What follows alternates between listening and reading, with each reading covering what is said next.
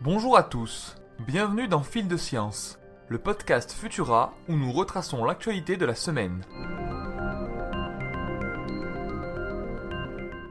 L'espace devient de plus en plus accessible et les activités scientifiques, défensives et commerciales s'y développent. Il est probable qu'un nombre croissant d'astronautes y passe un temps considérable. La question des relations sexuelles, jusqu'alors taboue, vient d'être étudiée par une équipe de chercheurs en partenariat avec une entreprise qui commercialise des produits dédiés au plaisir sexuel. On sait déjà que l'alimentation est un facteur clé pour permettre aux astronautes de garder le moral pendant de longues missions. Mais quid des relations sexuelles qui sont également très importantes pour les êtres humains ? Certaines limites viennent se heurter à la possibilité d'une vie charnelle en orbite. L'absence de gravité, d'intimité et l'impossibilité d'évacuer les sécrétions sexuelles. Cela pose la question de savoir comment mettre en place des infrastructures plus adaptées, que ce soit pour le plaisir à distance avec son partenaire ou en solitaire. Le bien-être des astronautes est une variable d'importance majeure pour la réussite des missions, il convient donc de le prendre en compte de façon sérieuse et de tout faire pour l'accroître.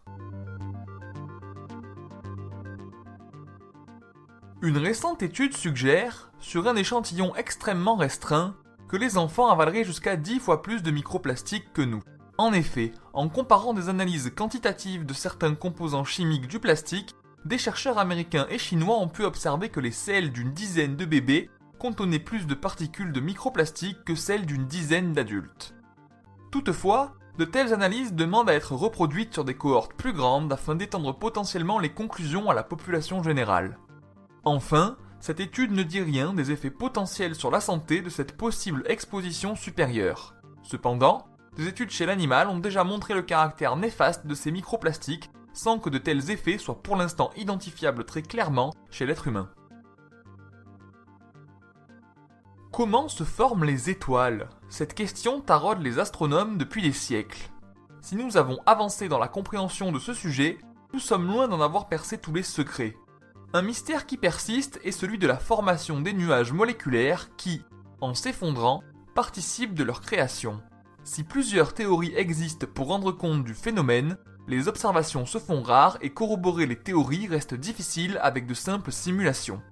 Un récent progrès technique a permis de réaliser des observations en 3 dimensions de notre galaxie. Grâce à ces clichés, des astronomes de l'université d'Harvard viennent de faire la découverte d'un trou de matière qui s'étend sur une distance de 500 années-lumière. Selon les premières hypothèses, ce trou béant résulterait d'une explosion d'une ou de plusieurs supernovas il y a 10 millions d'années. Il faudra attendre d'autres observations afin de trancher et de déterminer quelle théorie s'accorde le mieux avec les données récoltées. À La Palma, une archipel au sein des îles Canaries, les éruptions du volcan Cumbre Vieja continuent de faire des ravages. Si aucune victime n'est encore à déplorer, beaucoup de locaux ont perdu leurs maisons et les dégâts matériels globaux se chiffrent pour l'instant à plus de 400 millions d'euros. Mais ce n'est pas le pire. La lave est en train de se diriger vers l'océan. Or, nous savons que la rencontre de ces deux substances est de mauvais augure. Des explosions pourraient avoir lieu à cause du différentiel de température entre les deux substances, et l'eau de mer, de par sa richesse en chlore, se décomposerait en relâchant des vapeurs d'acide chlorhydrique. D'autres gaz toxiques émanant du volcan, comme le dioxyde de soufre, inquiètent les autorités. Un peu d'espoir tout de même. Dans cette catastrophe, aucun méga tsunami n'est à redouter pour l'instant, selon les experts.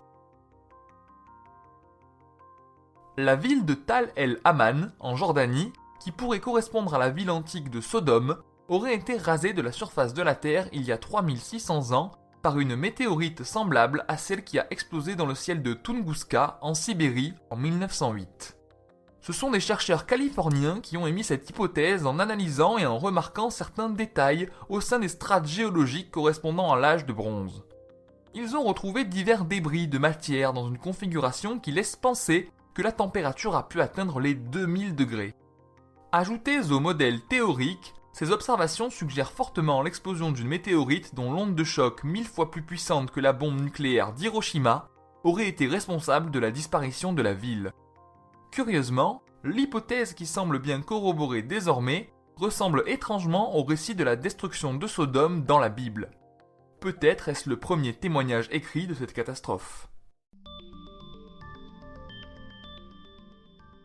Pour ne rien manquer de l'actualité scientifique, rendez-vous sur les plateformes de diffusion pour vous abonner à Fil de Science et à nos autres podcasts. Si cet épisode vous a plu, n'hésitez pas à nous laisser un commentaire et un like sur Tumult et à nous y poser vos questions. Rendez-vous demain matin pour un nouvel épisode de Chasseurs de Science dédié au père Armand David et à sa traque du mystérieux ours-chat. Pour le reste, on se retrouve vendredi prochain à 18h30 avec toujours plus de nouveautés scientifiques. Bon week-end à tous.